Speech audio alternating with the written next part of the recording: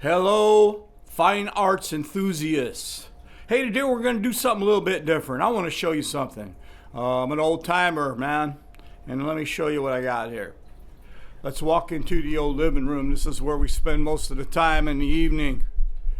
And right here in front of me, I want to show you a little something here. Hold on. All right, as you're looking right here, this is the owner's manual for this SX535 right here, if you can see that. My wife and I bought that brand new about 1974 or 1975. And Pioneer's SX series was some of the top of the line stereo equipment back in the day. And the stuff just keeps lasting and keeps lasting. And we still use it. In fact, we got it up here. And we've got a digital to analog converter, and we run our TV through it, watch movies through it. We don't watch every TV. We don't watch Wheel of Fortune through this. It's not necessary, but if there's a good movie or whatever that has a nice soundtrack on it, we'll run it through the Pioneer stereo. Now, the reason why I'm making this video is, let's move a little closer. So much misery.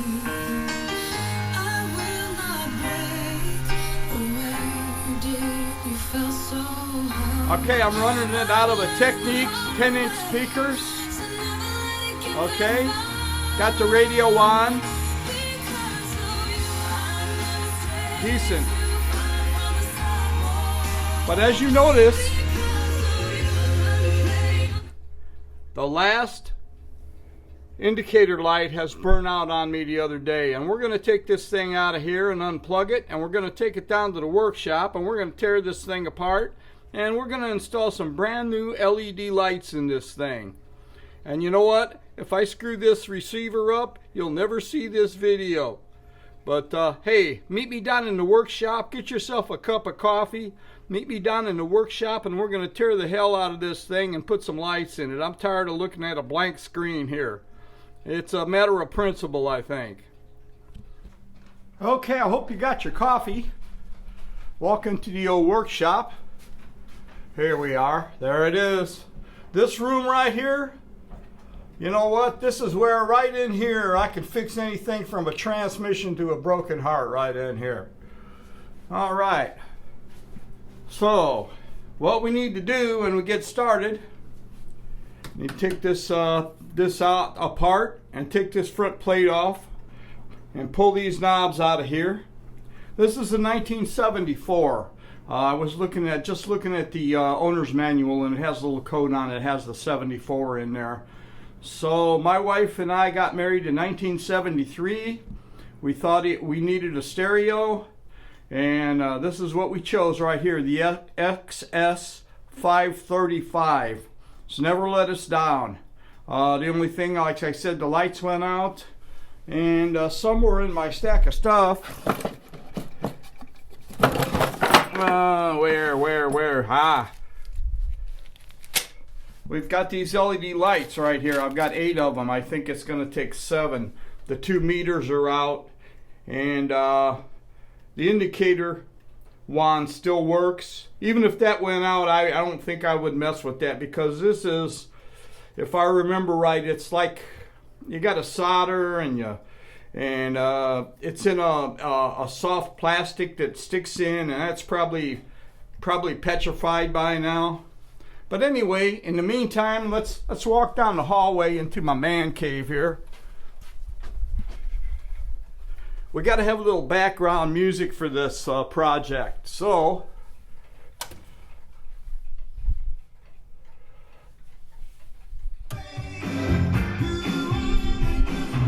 this is about the same year, 74, 75. This is a Pioneer SX535. I found this over at Coachman in LaPorte. You would not believe what I paid for this receiver, and it's perfect. The speakers I have downstairs here, it says Marantz. These were the original speakers we bought with the SX535. However, through the years, I did change the speakers. And these speakers actually have the 12-inch speaker has Celestion speakers, Pro Audio speakers in from PA.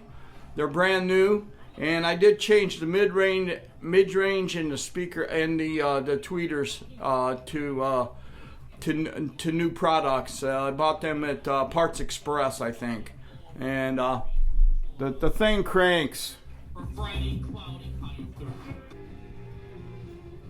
Okay, so far I've got the knobs off. I've got the wood cover off of here. That's not a big deal. It's just 4 screws, 2 screws on each side. Pulled the knobs off. Looks like I need to do a little cleaning there. A little bit of toe jam around that there from years of work. Looks like a nut's got to come off here. Looks like a nut's got to come off here. Also, as you can see, I've got my knobs in order. This knob here goes here. I don't know if it makes a difference or not, but it does to me. And even when I change strings on a guitar, acoustic guitar, when I take the pegs out, I always put them in an order and put the pegs right back where they go. It just seems like it needs to be done that way. And the same thing with these nuts. You know, from working on cars all these years, sometimes if a car is older or whatever, if you take a nut off a bolt, it may not fit on another bolt because of the wear or whatever. And I always make sure I take the same nut, and put it on the same bolt. Same thing with everything you do like that. And so I'll be pulling that off and put those in order. And then it looks like the meters are here, right here. And this will probably lift up somehow or another. I'll have maybe the screw here, and I might be able to sneak those lights in there. And I have to take this front cover off. I've got to be careful of this plastic right here. I'm thinking there may be a tab of glue here or there. We'll see when we get to it. All right, I got the bezel off, or the escutcheon, or whatever you want to call it. I got that off.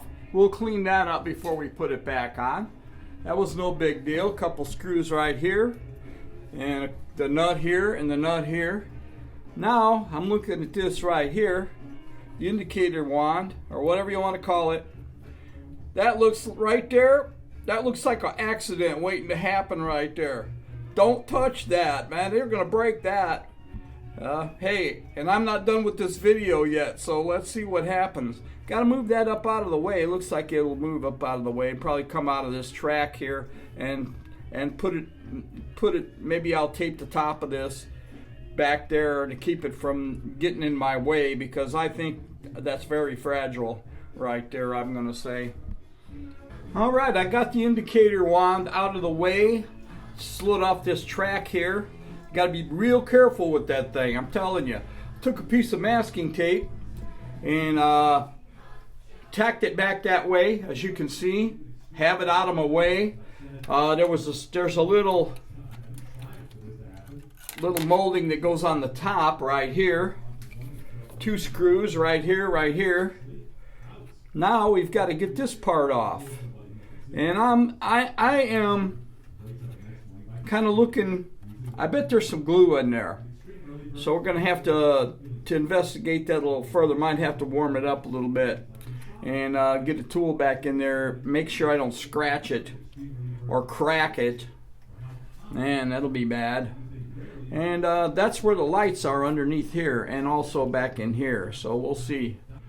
All right, before you get a little overzealous and start pulling, and you need to warm this up a little bit. Now, this hair dryer I got from my wife, and I'm going to tell you, this is hotter than some of the heat guns I used to use at work. It's a hot deal, man. So you don't want to distort this thing. So you're going to crack this on, and you're going to put it on a medium temperature.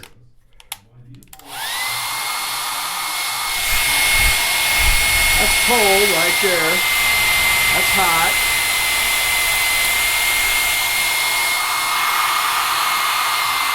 Looks like it's got 3 settings. Put it on warm. Let's warm this up a little bit. Don't be cooking it now.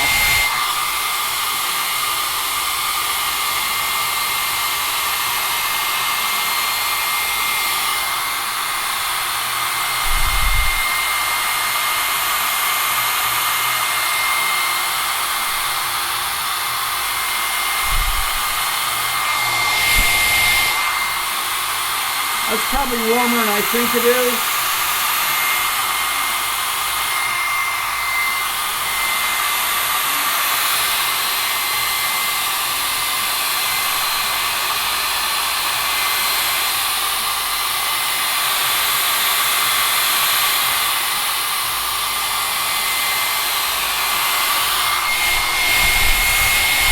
You know, before you shut your heat gun off or your hair dryer or whatever, it's got a cold setting. Let it run on cold for a little bit. And then shut it off. Don't be shutting it off when it's hot. Still working on getting this cover or this plastic off of here. As you can see, I've got a stick sticking in there. This is one of my old auto glass tools. So we always used to call it a bone. And it's got several purposes. It's a nylon stick. This side's a scraper.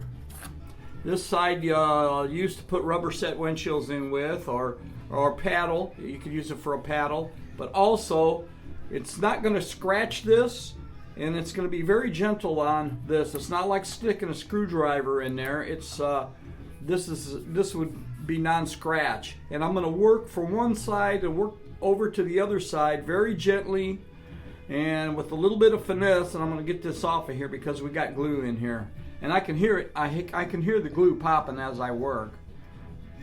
All right, I'm still working on getting this applique off right here, and I've got my heat gun. And also, I brought out another tool. This is also another auto glass tool. It was called an equalizer, and this tool was used when I worked in auto glass to get say a small quarter glass out of a car in with urethane. This would extend out. You could stick this in and work the quarter glass out. Also, for example, Ford Explorers on the back glass had a plastic applique that would crack, and you would use this to get that applique off. Now I'm applying this to this applique on this stereo right here.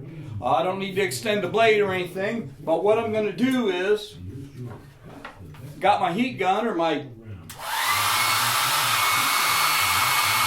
some heat going, warm it up, warm this up a little bit, as not to crack it. Get that old 50-year-old glue warmed up a little bit.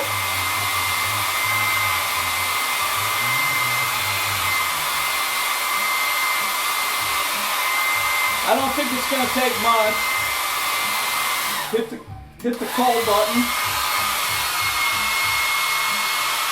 Shut that off. Hit the cold and shut that off. Now I'll take this applique. Now this is sharpened one way. It's rounded here, but it's sharp on this side. So we're going to keep the rounded part towards us. I can look down here now with the light and everything, and I can see the glue. I'm not going to touch the plastic with this tool.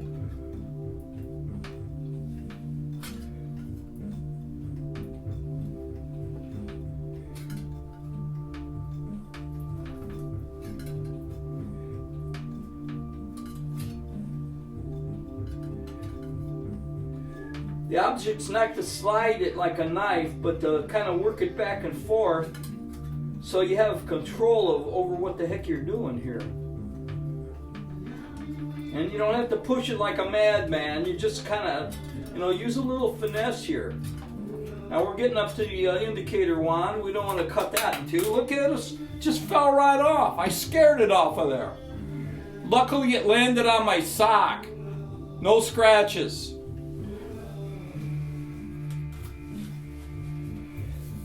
Voila! Here's the glue. It looks like a little bit of double-faced tape was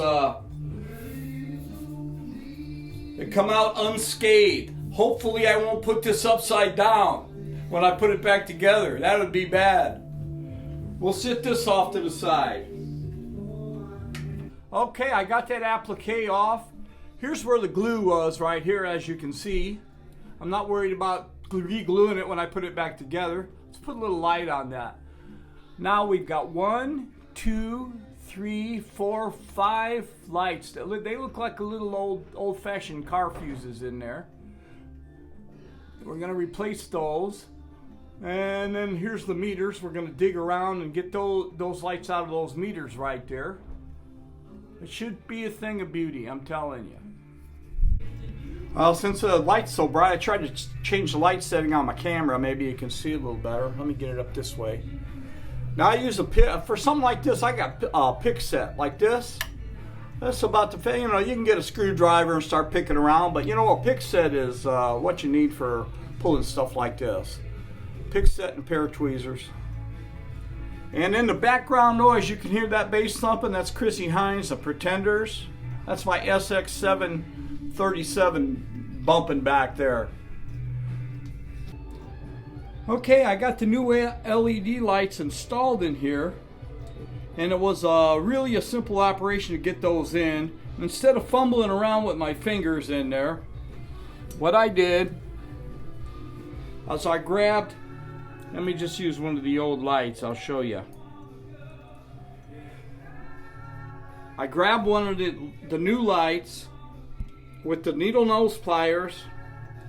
I put it in, got it started in one side, pushed it in with the screwdriver on one side there, got one side in, then I took a small screwdriver and I pushed the other side in and then lined it up.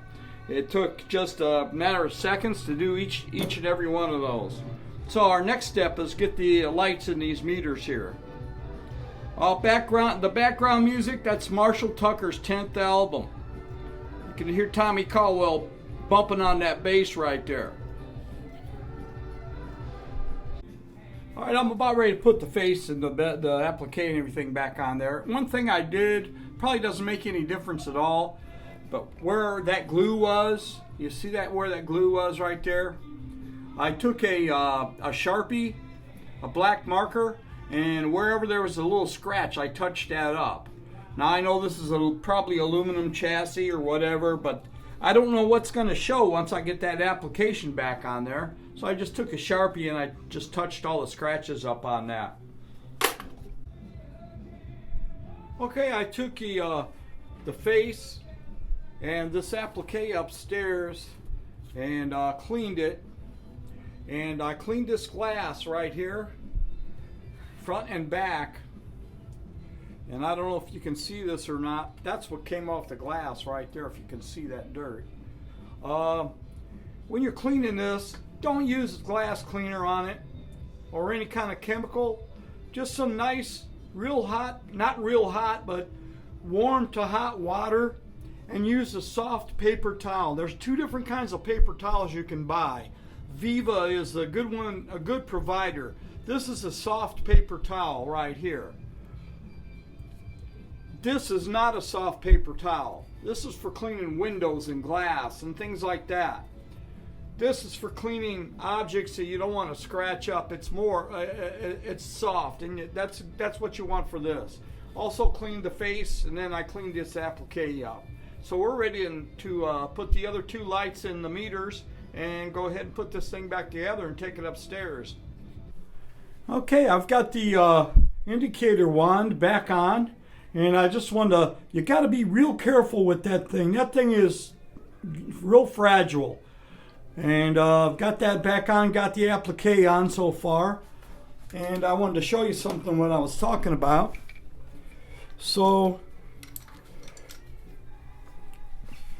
this applique, or I mean this, excuse me, this indicator wand right there is a piece of plastic film, a hard plastic film, and it kind of doubles up and runs on this track right here. So what you do when you have it bent over, take your pick that thing open if you can, and bring it down underneath this track right here, and then go ahead and push it on. And that's how I did it. Instead of trying to force it on, use your pick and work that under the track right there without putting any pressure on this. You don't want to slip or you don't want to break that thing.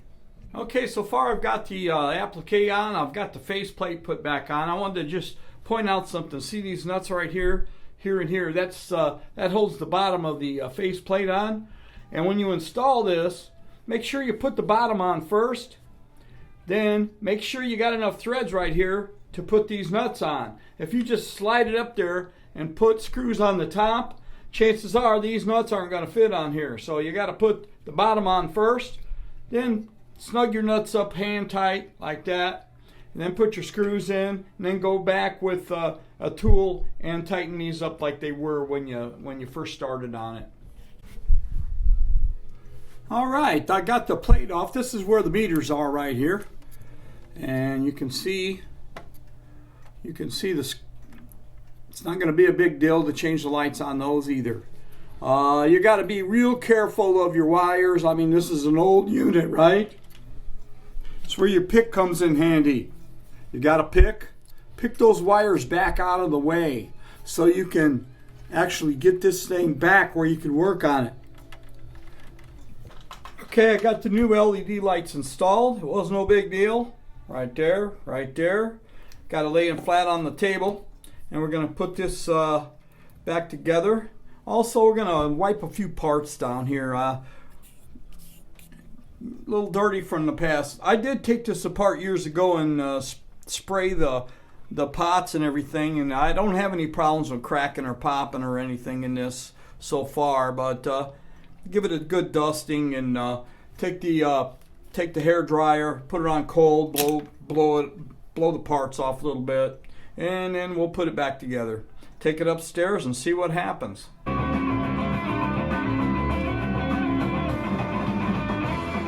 All right, let's go back in the old, took a little break. Listen to some jams in here. That's Hartsfield. They're from Chicago. Still going. One of my most memorable concerts is when I went to see ZZ Top and Hartsfield opened up for them. Great times. All right, I got this put back together. There was a paper insulator right here, but it was so old and rotten it was just flaking apart. So I took the liberty of putting a piece of black tape right there, black vinyl tape right there. And we're going to go ahead and put this thing together, see if it works. Okay, I've got the faceplate on and it's all set. You're probably wondering, okay, he's talking about the faceplate. How come he's showing the butt end of the receiver? Well, there's a reason for that. I'm putting this thing all together, and there's a couple of things I want to do before I put it all together. And I got some electronic cleaner. So when you got your stereo out, I've already did the pots on this not long ago. But here's where the antenna hooks up. I've got the coax adapter for my antenna right there. Here's the RCA plugs right here. I don't know why they call them RCA plugs when this is a Pioneer. Here's where you hook your speakers up right here. Here's the stuff. Now let's spray this down a little bit.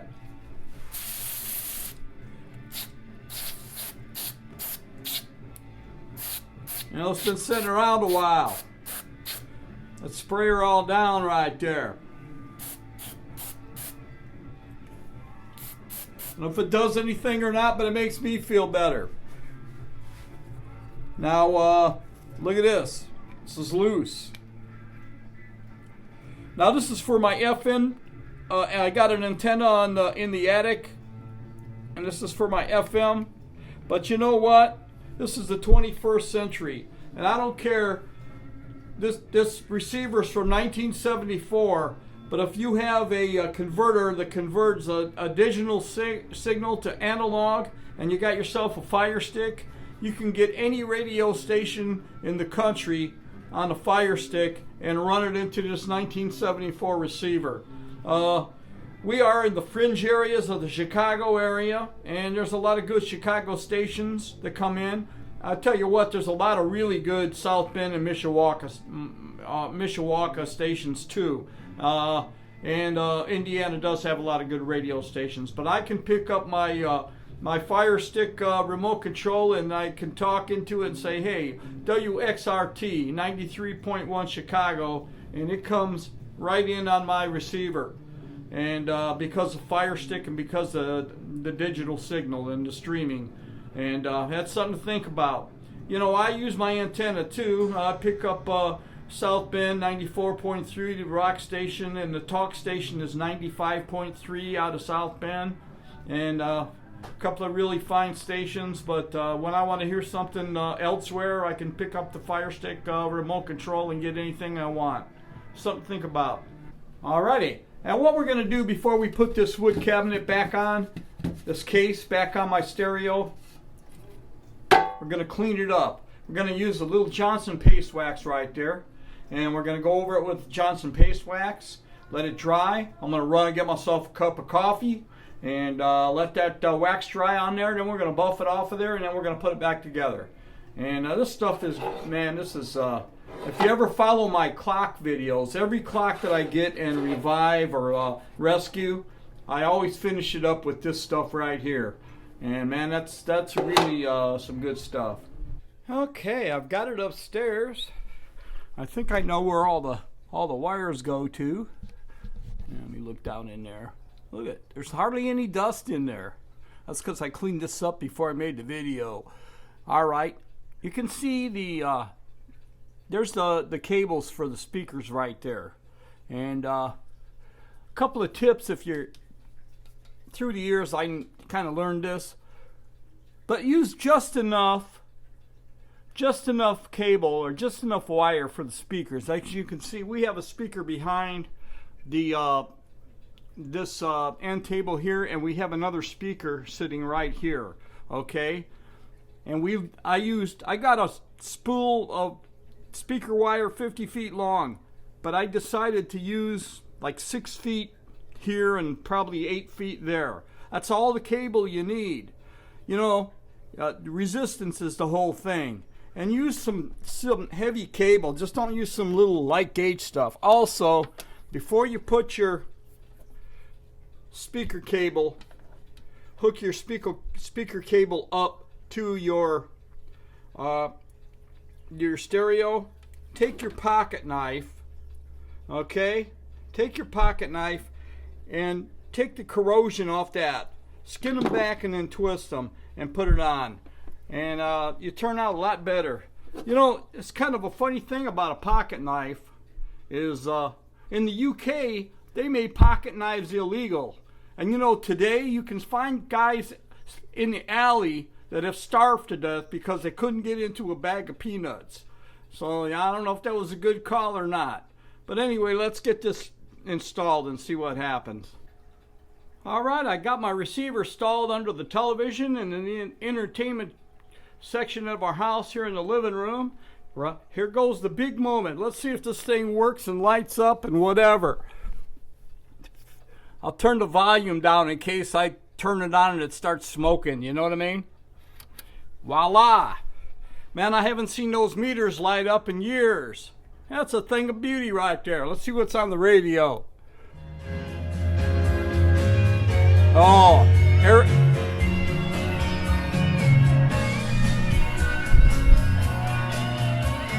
Eric Clapton, my gosh.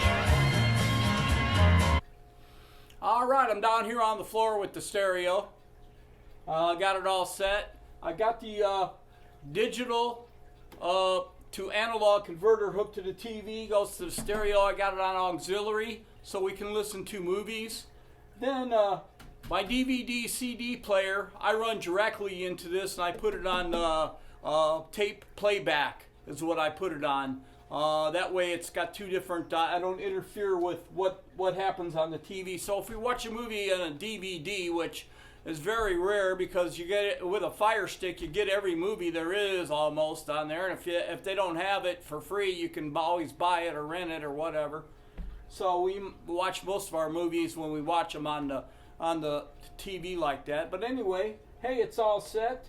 And hey, you know, when we were younger, we bought this thing, it was brand new, and my wife was a lot younger, me and my wife. We'd put an album on, then we'd stretch out on the floor, and pretty soon one thing would lead to another, you know what I mean? I got to tell you, the woman is a lot smarter than that now. But anyway, let me crank this thing on, see if the lights still work. And let's end this video listening to that Hartsfield song. They recorded it. It's off the Foolish Pleasures album. The guys are from Chicago, and it's a great tune, and I'm going to let you listen to it, all right? All right. Hey, thanks for watching this. I'm getting back up off the floor now.